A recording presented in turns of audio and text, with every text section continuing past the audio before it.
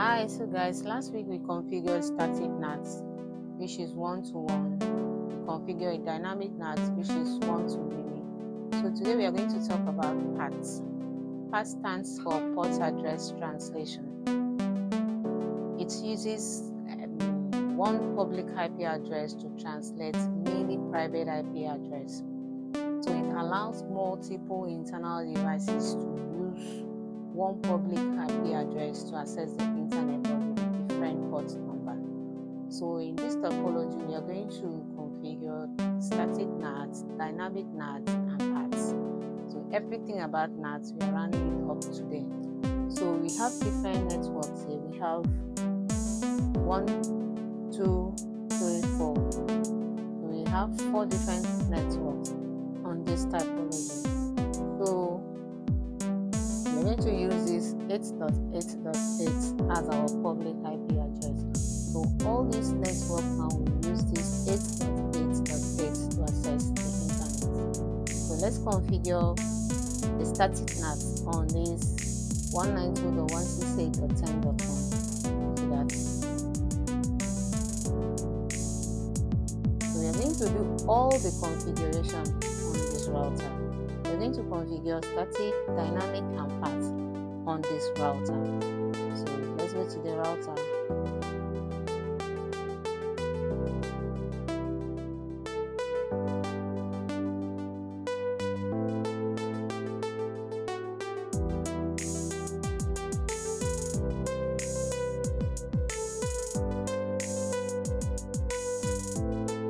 We're going to say G0/0 is NAT inside, while serial 0/3 is NAT outside. So we are going to say IP NAT. We're going to say interface G0/0 IP NAT.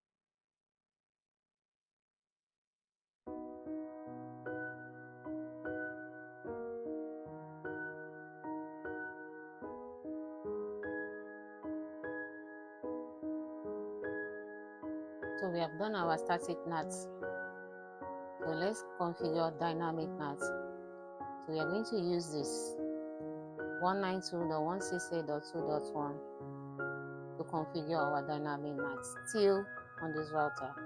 So we are going to say IP NAT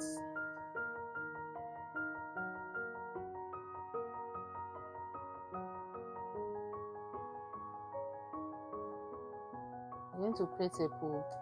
Give the pool a name. Let's say DINAT.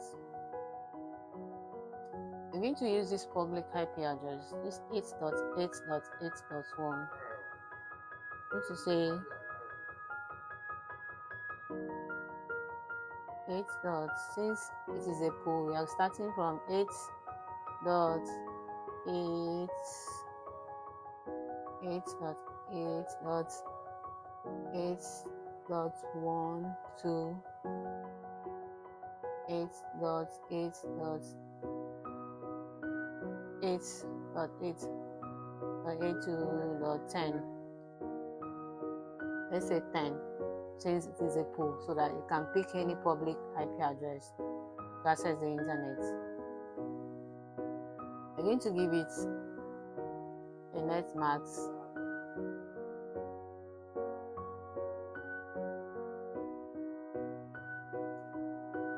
which is 255.255.255.0.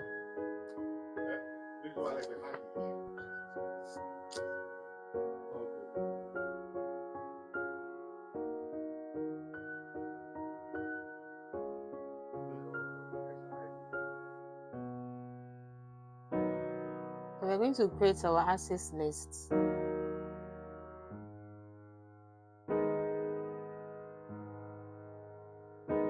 that it will permit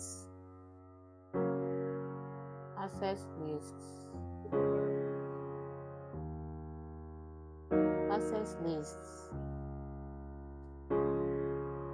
We're going to say permit. We're going to permit 15 permits. So we're going to bring this network. We're going to bring this network to permit this network. 192.168.2.0. Give our subnet mark 0.0.0.255.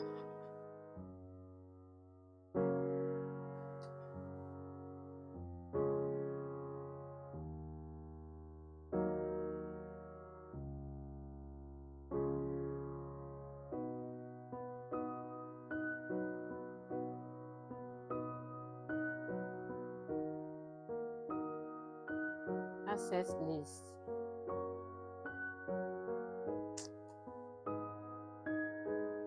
One 92.168.2.0 0.0.0.255. What is it now?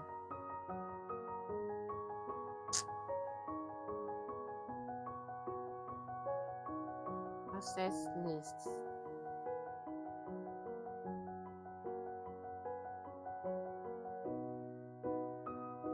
Permits.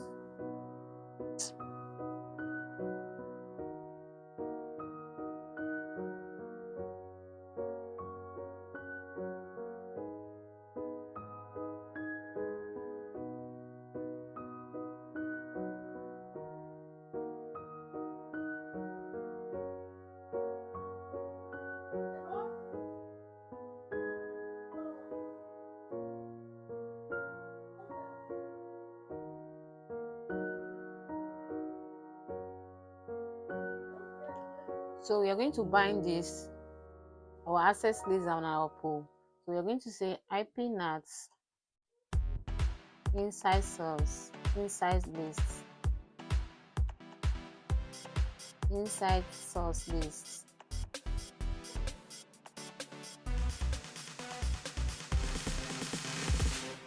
Inside source list was 10. So our pool, name of our pool was DINAT.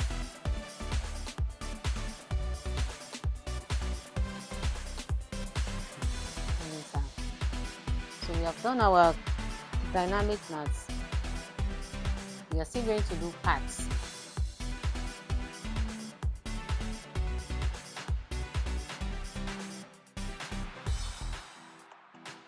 we're going to do paths still on this router. So we are going to still create an access list.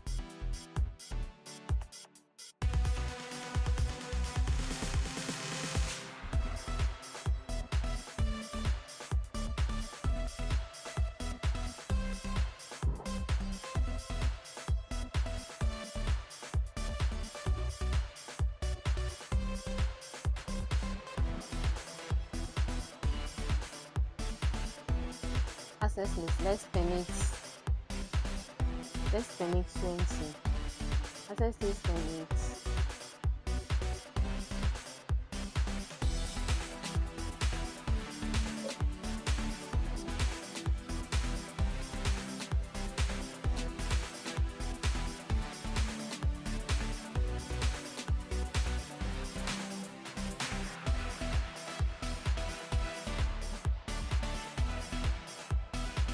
permit 192.162.2.0.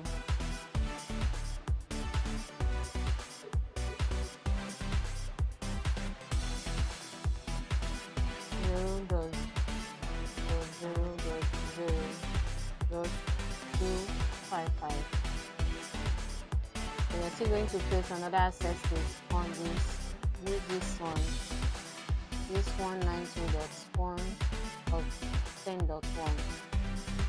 So that it will still use this to access the internet. To still use 8.8.1 to access the internet. So we're going to say access list.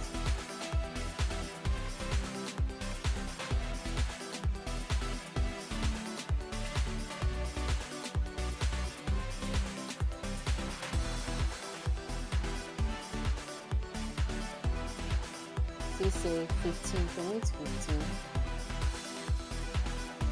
and let's say use 20, permit 20,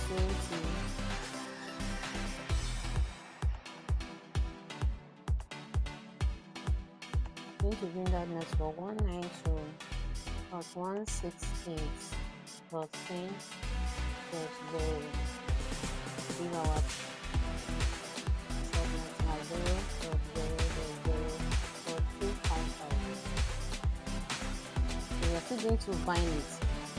It's almost the same thing as dynamic NAT, but here we are not creating a code. We are going to bind the access list and the interface that's going outside. So we are going to say IP NAT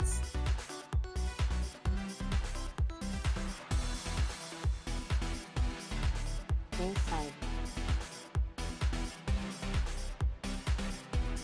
port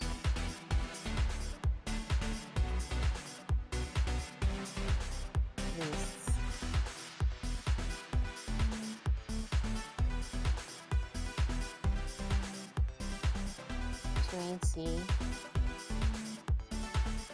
In the interface that is going outside, interface G0 is the interface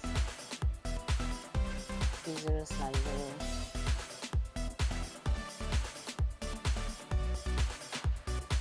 So we're going to say overload.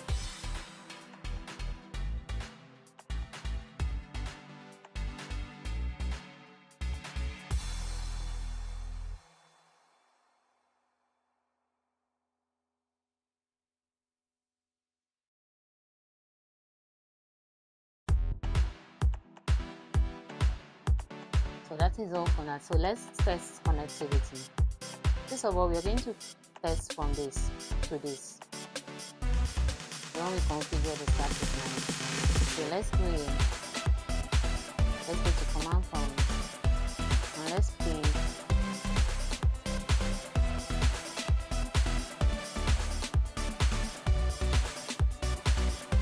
.8.8.2. See, test connection. We are replying. So now let's see. Go to this route and then say show IP NAT translation.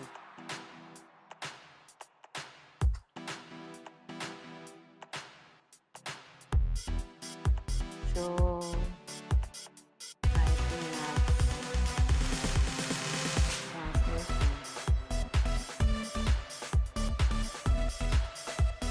You can see it uses 10.10 to translate. It uses 192.168 to translate to 10.10.1.5. So that is all for NAT. Let's test all. Let's see test on this PC. We're testing from this PC to this saver. We are testing from PC2 to saver 2. So let's say saver 2 is 8.8.8.3.